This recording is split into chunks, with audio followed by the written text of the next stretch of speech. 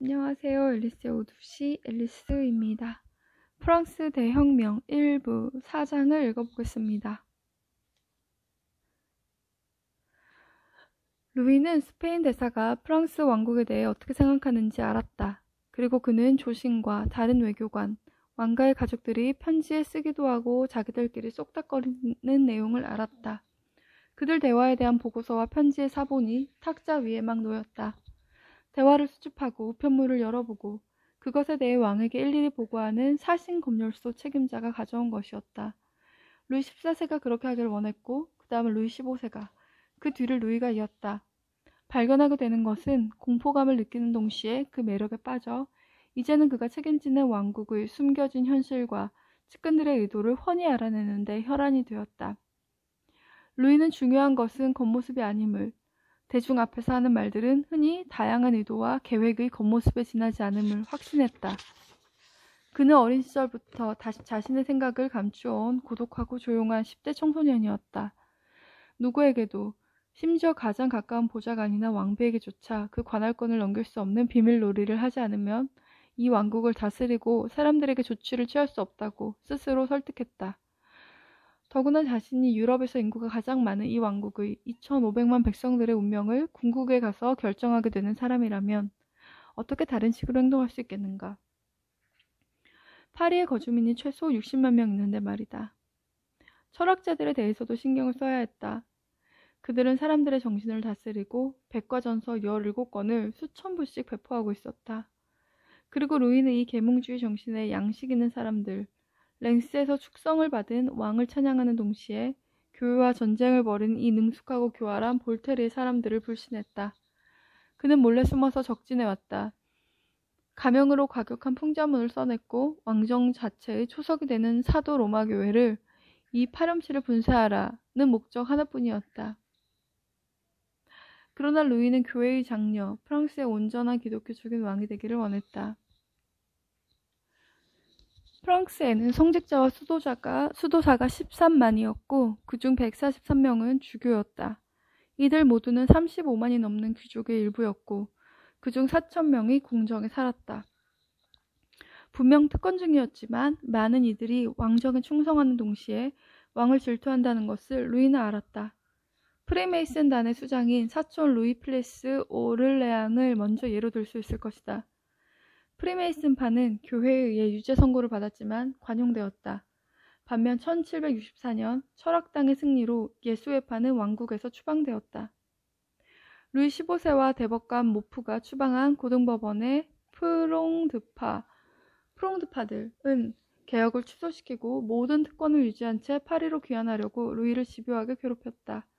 그리고 수백만의 백성, 인민, 제3신분이 있었다. 이들의 상층부는 300만에 이르는 부르주아와 거간꾼, 의사, 의과외사, 변호사, 문필가로 이루어져 있었다. 이들은 종종 사상클럽이나 프리메이슨 본부에서 서로 만났는데 계몽정신에 푹 빠져 몽테스키웨, 루소, 특히 볼테르의 저작을 읽는 몇몇 귀족들을 그곳에서 사귀기도 했다. 그들 아래로는 2천만 명이 넘는 백성을 대표하는 수많은 농민들이 있었다.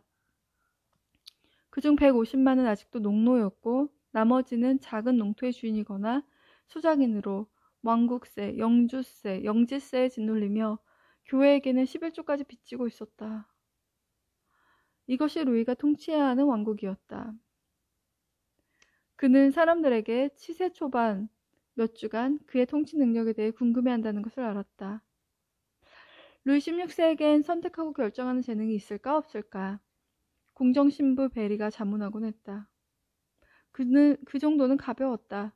루이는 오스트리아 대사 메르시 아르장토가 마리아 테레지아 여자에게 보내는 편지의 사본을 보고 이 외교관이 자신에 대해 별로 애정이 가지 않습니다. 그의 외모는 거칩니다. 심지어 왕의 업무는 그를 우울하게 하고 있습니다. 라고 쓴 것을 알게 되었다. 이 오스트리아인은 주의 깊은 눈에 또 드러나지 않는 왕의 존재감이 엄청난 위장이 아니면 깊은 소심함에서 기인하는 것은 아닐까 생각했다. 나무로 만든 사람이 무엇을 하길 바라십니까? 라는 마리 앙투아네트의 한탄을 보고하기도 했다. 이런 것들을 알게 되면 어떻게 자신 속으로 움츠러들지 않을 수 있겠는가? 어떻게 믿음을 주기를 거부하지 않을 수 있겠는가? 어떻게 비밀놀이를 계속하지 않을 수 있겠는가? 어느 순간이든 매복이 있다는 것을 알면서 어떻게 선택을 주저하지 않을 수 있겠는가? 모프의 개혁을 번복해야 하는가? 리무쟁의 지사이자 중동주의자, 즉 경제주의자라고 알려진 알로베르 튀르고를 재무총감에 임명하는 것은 자유방임주의, 자유통가주의의 채택을 의미했다. 이는 동업조합을 깨뜨리고 곡물의 자유로운 유통을 포고하는 것이었다. 이러한 자유가 상업을 진흥시키고 이것이 다시 왕정의 악성 종양인 적자를 줄이거나 심지어 없애는 것을 가능하게 하리라고 기대할 수 있었다. 루이가 하루에도 몇 번씩 듣는 적자라는 단어는 파산, 경제, 세금, 특권, 개혁이라는 단어들과 연결되어 있었다. 루이는 들볶이는 느낌이 들었다. 멘토인 노츠네 모르파는 튀르고의 임명 결정을 내리라고 모프의 개혁과 외교정책에 대해 관한 긴급하고도 수많은 문제들을 답해야 한다고 루이를 재촉했다. 파리 조약의 가장 큰 수혜자인 영국에 대해 전쟁을 준비하고 시작해야 하는가? 런던이 아메리카 식민지에서 만난 어려움을 이용해야 하는가? 그리고 이것은 다시 한번 오스트리아와의 동맹에 더 무게를 두기를 가정한 일이었다. 그리고 당연히 이는 메르시 아르장토 대사의 지도를 받는 마리 앙투아네트가 원하는 것이었다. 왕국의 이익은 어디에 있는가? 그는 망설였다. 무엇을 원하시오? 나도 업무에 짓눌려 있고 겨우 20살일 뿐이오. 모든 것이 나를 어지럽히고 있소. 무르파에게 루이가 말했다.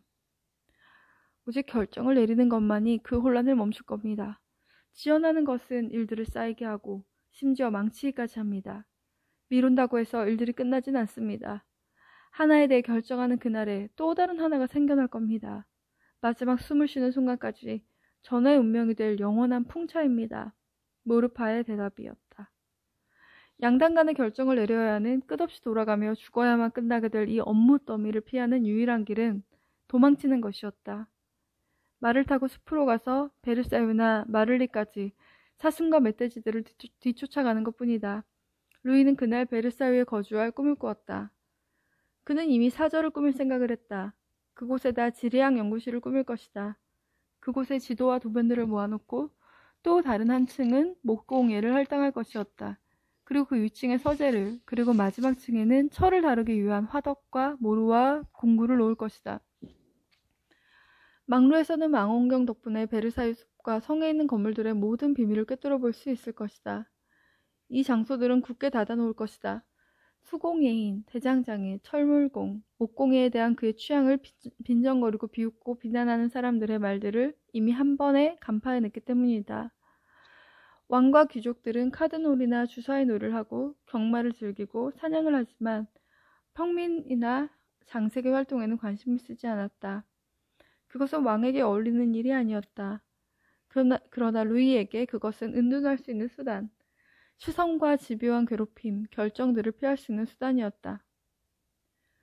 자신을 위해서만 행동할 때는 매우 간단했다. 그렇게 사람들이 그에게 경고하고 그가 매우 경솔한 행동을 한다고 생각함에도 루이는 왕비와 형제들의 요구에 따라 왕가의 수많은 희생자를 낸 천연두 예방접종을 허락했다. 그러나 이것은 볼테르와 철학장들이 칭송에 맞지 않는 이교도적이며 철학적인 땅, 영국에서 건너온 여전히 위험한 습관으로 간주되는 행위였다. 3살짜리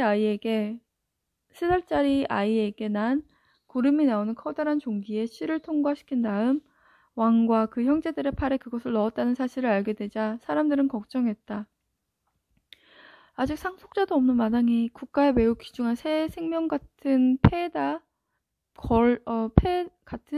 걸다니 도대체 무엇을 위한 일인가? 사람들은 의아해했다. 심지어 프랑스를 오를레앙인에게 넘겨주기를 바란다 라고 생각하기도 했다. 그러나 마를리 성에 자리를 잡은 세 형제에게 실시된 예방접종은 경과가 좋았다. 루이 16세는 2주간의 격리 기간 동안 열이 나고 불편한데도 계속해서 일을 했다고 전했다. 양식 있는 의견을 제시하는 볼테르가 선포했다.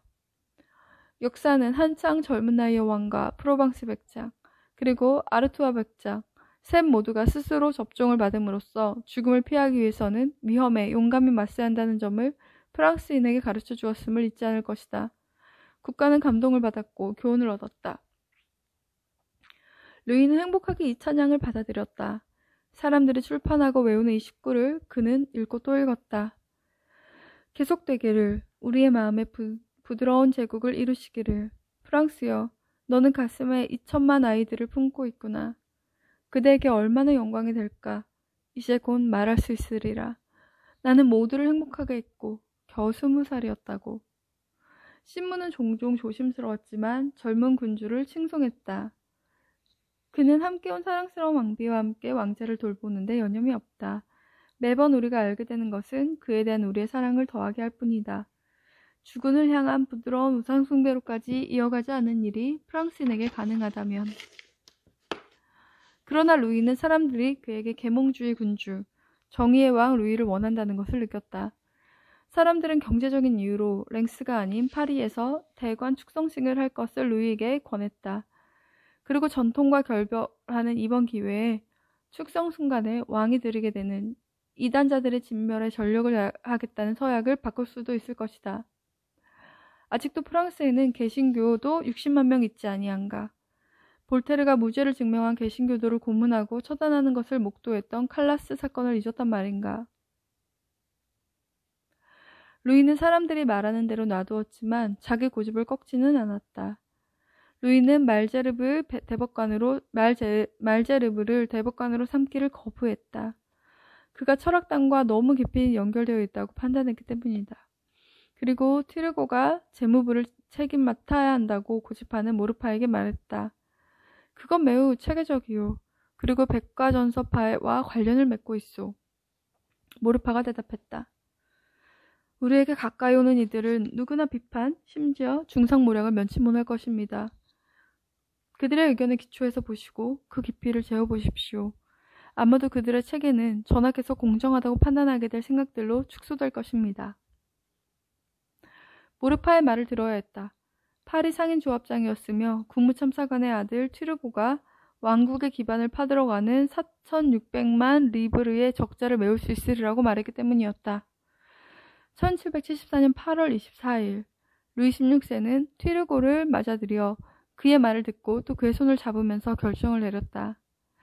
나는 그대에게 미리 약속하겠소. 나는 그대의 모든 견해에 동의하오. 그대가 취해야 하는 모든 용감한 시도에 대해 언제나 그대를 지지할 것이오. 감동의 순간이었다.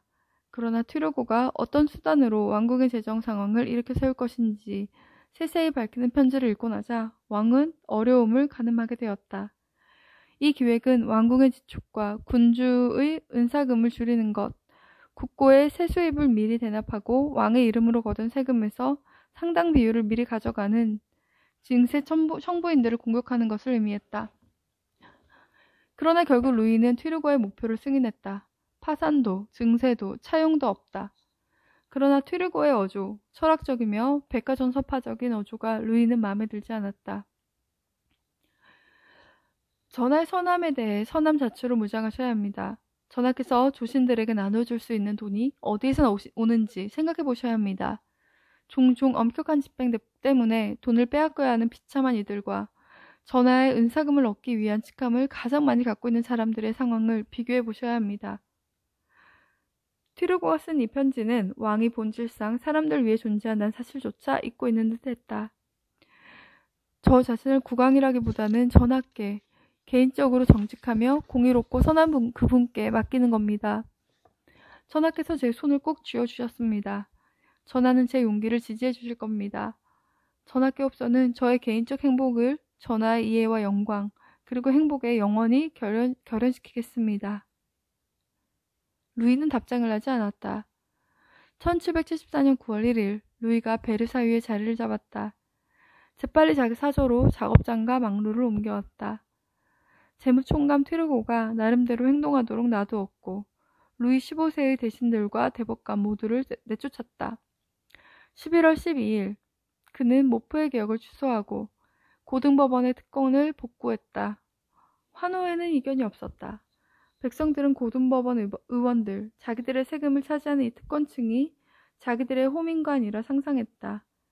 제3신분 엘리트들은 계몽사상에 젖어 고등법원을 전제 정치를 막아주는 성벽으로 생각했다. 그리고 오를레안 공작 같은 귀족들은 고등법원 의원들 덕분에 왕의 절대주의를 제안하고 백성들에게 부당하게 얻어낸 자신들의 영광을 백성의 지지를 얻기 위해 사용할 수 있기를 희망했다. 귀족들은 언제나 왕과 국가에 대한 귀족들의 새로운 프로드낭을 꿈꿨기 때문이다. 모두는 나는 왕께서 300년 전부터 계속 오던 소송에서 이기도록 해주었습니다. 왕께서는 이 소송을 다시 시작하시기 원하시며 이 소송의 주인이 되십니다. 라고 말하게 될 것이다. 루이 자신은 고등법원이 현명해질 거라 생각했다. 나는 지난 일들을 모두 망각 속에 묻어버리길 바라오. 그리고 고등법원의 선한 질서와 평온함이 내부 분열에 흔들리는 것을 아주 만족스럽게 바라볼 것이오. 여러분의 책무를 다하며 언제나 내 유일한 목적이 되는 백성의 행복을 위한 나의 뜻에 응답하는 데에만 전념하도록 하시오.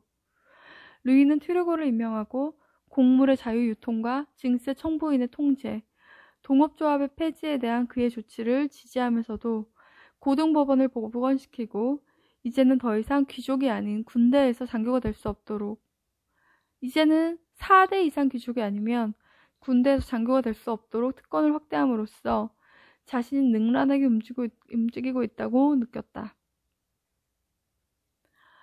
한편으로 튀그로와 함께함으로써 새로운 시대가 시작되고 있는 모습도 보여주었다. 볼테르와 철학당은 그것을 찬양했다. 그러나 다른 한편으로는 치권층을 만족시키지도 못하면서 그들을 강화해주고 있었다.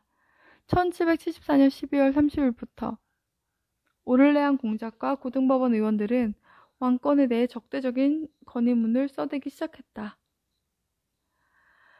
군에서의 출세를 꿈꾸던 야망 있는 평민들에게는 이제 미래가 없고 장교 계급이 그들에게 금지되었던 것이다. 분노와 원망이 자리 잡기 시작했다. 더 심각한 것은 튀르고의 곡물 자유거래 조치가 행해진 때 수확이 좋지 않았기 때문에 밀과 빵의 가격이 상승했다는 것이다. 그래서 밀가루 전쟁이 시작되었다. 브리지방의 여러 도시 시장에서 폭동이 터졌다. 이것은 상파뉴, 부르고뉴와 노르망디, 디종과 루앙으로 번졌다. 처음으로 사람들이 왕을 비난했다. 망할 놈의 치세야. 파리 시장은 사람들이 내뱉는 말이었다. 비참함이 쌓여갔으며 주민들의 분노 또한 빠르게 불이 붙었기 때문에 거주민이 많은 수도 파리는 언제나 반란의 도가니가 되었다. 궁정에는 왕 자신이 비난을 받았다. 언제나 우유부단하며 때때로 정신이 나간 듯하고 무관심하며 심지어 정신을 딴 곳에 파는 듯했다. 모르파가 이를 확인해 주었다. 그분은 아무것도 거절하지 않습니다. 그러나 어떤 것에도 의견을 내지 않고 일의 진행에 대해 전혀 신경을 쓰지 않습니다. 경과에 대해서는 상기해드린 만큼만 합니다. 사람들은 튀르고를 공격했다. 여전히 비싼 곡물 가격으로 재정 결핍을 해결할 수 있다고 주장하고 늘어나는 폭동과 번져가는 밀가루 전쟁에도 모든 조치를 고수하고 있었다. 그의 측근들은 그에게 지옥 같은 음모가 놓여있다. 사제 떨거지들, 재정, 그와 관계된 모든 것들, 혼란을 틈타 이득을 취하려는 연설꾼들이 모였다. 라고 확신했다. 최후의 일격은 제네바 출신 은행가 네케르였다. 그는 경제주의자들, 중농주의자들이 격찬에 맞지 않는 자유주의적 조치를, 정확히 말하면 튀르고가 추진한 곡물의 자유유통을 비난했다. 최빈곤층을 보호해야 하며 필요하다면 소유권을 제한해야 한다고 했다. 특히 상황을 고려해가면서 행동해야 했다. 그의 수학과 정치적 상황에 따라 곡물 수출을 허락하고 금지하고 수정하십시오. 그는 콜베리에 대한 기억, 즉 보호자로서의 국가 역할을 내세웠다. 사람들은 네케르의 글을 읽었다. 철학당은 네케르의 추종자들과 여전히 튀르고를 지지한 사람들로 나뉘었다. 네케르는 튀르고를 대신하고 다른 정책을 제안할 수 있는 사람처럼 보였다. 그것도 밀 수송대를 약탈하고 베르사유를 엉망으로 만든 폭도들이 빵과 밀가루의 가격을 제빵업자에게 강요하고 약탈하고 훔치던 그 순간의 말이다.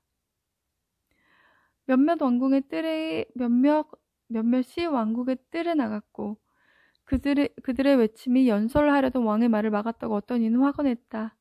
왕은 빵을 파운드당 2솔에 팔라는 명을 내리고 자기의 처소로 돌아갈 수밖에 없었다고 했다. 이 소문이 퍼졌고 이것은 밀가루 전쟁의 여파를 말해주는 것이었다. 그러나 사실 왕은 군대를 모아 대처했으며 많은 조신들과 왕이 왕비를 사로잡은 공포에 굴하지 않았다. 그 다음날 폭도들은 베르사유를 떠나고 왕은 트로고에게 편지를 보냈다. 나는 오늘 외출하지 않을 것이요. 두려워서가 아니라 모든 것이 조용해지도록 놔두기 위해서요. 그리고 그는 재무총감 트로고를 만나 덧붙였다. 우리에게는 우리 자신의 양식이 있어. 그것이 있기에 우리는 강하오. 그러나 1775년 5월 3일 수요일, 폭도들이 파리의 빵가게와 시장을 공격했다. 창으로 무장한 무리들은 수도에 채소를 팔려고 온 농부들과 함께 파리에 들어갔다. 파리 시민들은 체포한 폭도들을 풀어주는 프랑크 근위대와 경비대의 수동적인 모습에 놀라면서 그저 구경만 하고 있었다. 파리에 다시 평온이 찾아오자 밀가루 전쟁은 보스, 브리, 부르고뉴, 노르망디에서 다시 시작되었다. 이번 진압은 혹독했다. 폭도들을 체포했고 그레브 광장에서 젊은이 2명을 교수했다. 하나는 28살이었고 다른 하나는 16살로 모두 빵가게를 약탈한 혐의였다. 그들은 백성을 위해 죽노라고 외쳤다. 사람들은 몰인정에 대해 그리고 이 부당함에 대해 책임자로 튀고르를 비난했다. 왕은 끌려갔을 뿐인 사람을 용서해주기를 요구했다고들 했다. 그러나 이번에는 통치자도 상처를 받았다. 왕의 치세 처음 몇 달과 트로고 재임 초반에는 기대감이 함께했다. 사람들은 사업가와 재정가, 세금을 모으고 또 왕에게 밀어주는 징세 청부인들을 위한 애도가를 불렀다. 프랑스를 다스린 선한 왕 덕분에 우리는 냄비 속에 닭을 보게 될 거야. 이 닭은 재정이지. 선한 트르고가 털을 뽑을 거야. 이 저주받은 고기를 익히려면 소트로는 그레브 광장이 뗄감으로는 모두가 필요해. 신기루와 희망은 흩어져 버렸다. 실망과 여기저기에서 이는 분노, 그리고 시장에 널리 비참함과 결핍만이 남았다. 어느 도단의 불평등과 도발적인 특권층을 대할 때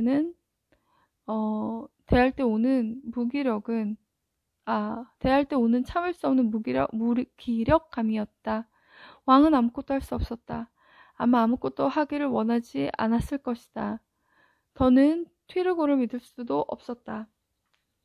프랑스에서 밀을 비싸게 만든 이는 그렇게도 미움을 받는 모프인가? 성직자들인가? 재정인가? 예수 사제회의 복수인가? 아니면 영국의 우스꽝스러운 수작인가? 아니다. 그것은 절대 정답이 아니다. 당신에게만 말해주기를 바라는가? 튀르고다. 왕은 위협을 받았다. 그러나 개혁을 이루려는 왕권에 대해 백성들이 들고 일어나게 하는 이러한 상황은 특권층에게 유리한 듯 보였다. 폭음과 발상, 설전, 정치적 글들이 뒤섞인 혼란스러운 삶을 통해 통찰력을 버려온 미라보 샥은 이러한 일이 불장난같이 위험함을 예견했다. 감히 하층민들에게 그들의 힘의 가치를 일깨운 자들의 잔인함과 바보짓이 아니라면 저는 어떤 일도 놀라지 않을 것입니다. 정신들의 발효를 멈출 수 있을 것이라는 생각이 어디에서 났는지 모르겠습니다. 프랑스 대혁명 1부 4장을 읽어보았습니다. 배경 지식이 조금 없어서 어려운데 계속 읽어보면 맥락이 보이겠죠? 저는 참고하기 위해서 오늘은 그 원 네이션인가?